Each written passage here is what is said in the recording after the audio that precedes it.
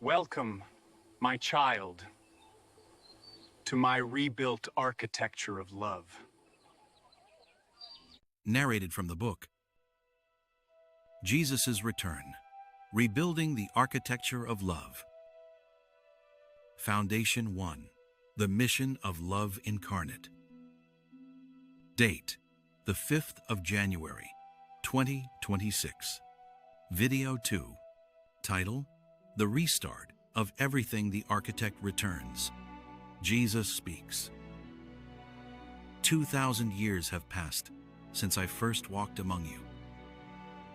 I came with words of love, parables of mercy, and a promise of peace. You listened. You sang my name. You built temples in my honor. You profited from my name. And yet, the foundation I laid, the very structure of love, remains unfinished. You patched it. You painted it. You argued over it. Some even waged wars while holding my banner high. But you did not live in the house I designed. Look around you. The cracks run deep. Division crowned as truth. Greed dressed in blessing. Hatred preached in my name. What was meant to be a living home of love has hardened into a monument of rules. A shell without fire. So I return. Not as a soft echo of ancient stories. Not as a dream of flowers, slogans, and borrowed peace. I return as the builder, the architect. I have not returned because I failed.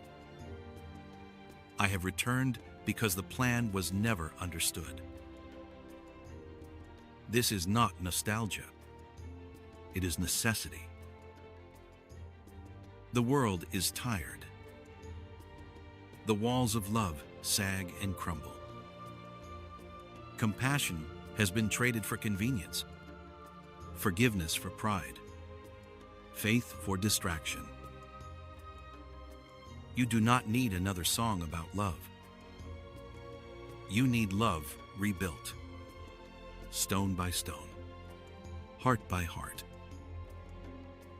In these words, you will hear me again, not confined to yesterday's pages, but alive, speaking into today. You will see my vision, not thunder and wrath, but compassion sharpened into purpose. I return to raise again the structure of love, strong enough to shelter humanity in unity, in justice, in mercy.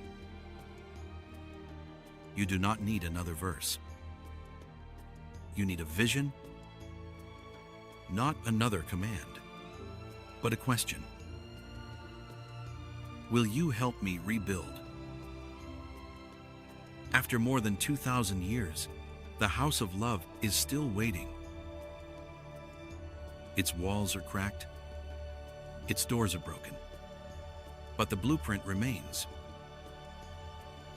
The architect stands at the threshold.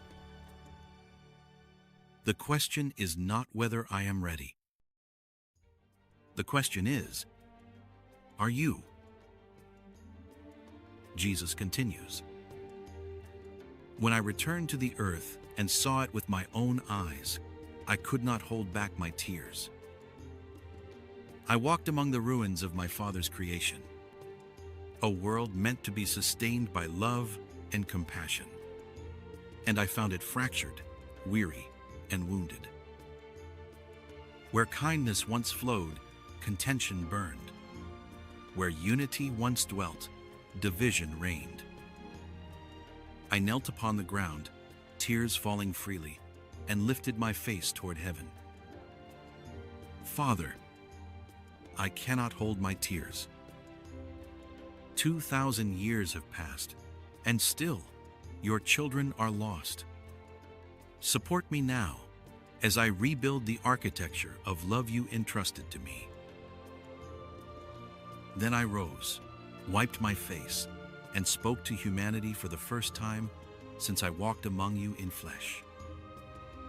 Do not be angry with me or with my Father because of our silence. We have been within you all along. But what we placed in your hands, freedom, imagination, wisdom, you have often turned against yourselves. You sought technology to build a better world. Yet along the way, you forgot the presence that breathed goodness into you. And look at what has taken its place. Greed over compassion, hatred over love, jealousy over generosity, envy over gratitude, pride over humility, wrath over peace, lust over dignity, deceit over honesty. Even your cries, once prayers for mercy, have become demands for advantage. When greed grows without restraint, you destroy one another, even those you claim to love. I looked upon the wars, the chains, the despair, the war in Ukraine, the war in Gaza, the violence in your own streets. These are not heaven's decrees. They are born of greed, jealousy, deception, and pride. I am not here to condemn you, but I am deeply grieved. You are angry with me and with my Father, but ask yourselves, whose choices brought you here? My voice softened, the fire turning into sorrow. Why am I here again? Because of you, because you have not learned. I died for you because jealousy and deception demanded blood. And still the same story repeats, again and again. I opened my hands to you. To love is not difficult. Lay down greed. Lay down the desire to harm. Begin there, and the world will begin to heal. You who suffer, who pray, who rage at heaven, do not think your anger pushes me away. Your cry is the beginning of love's fire. When you shout, "This is not right," understand, it is my spirit stirring within you. The wars of Ukraine and Gaza, the chains throughout America, the greed of nations, these are not God's will.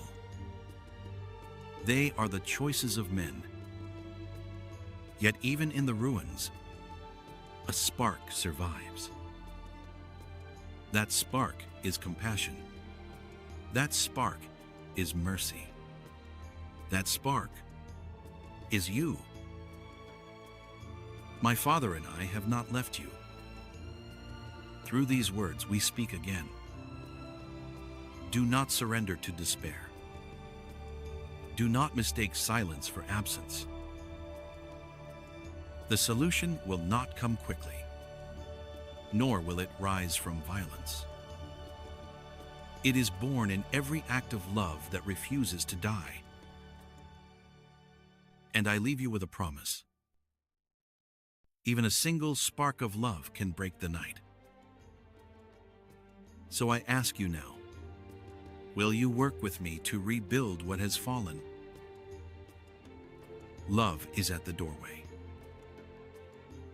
Jesus continues, I have spoken as the architect.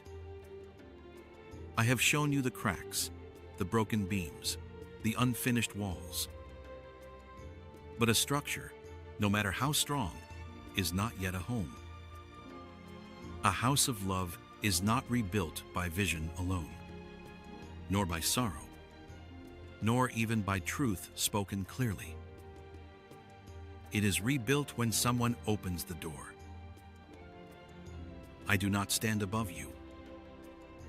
I do not shout from the heavens. I stand where love has always waited, at the threshold of the heart. I knock gently, not to force entry, not to demand agreement, not to accuse, only to be welcomed. The architect has returned, yes.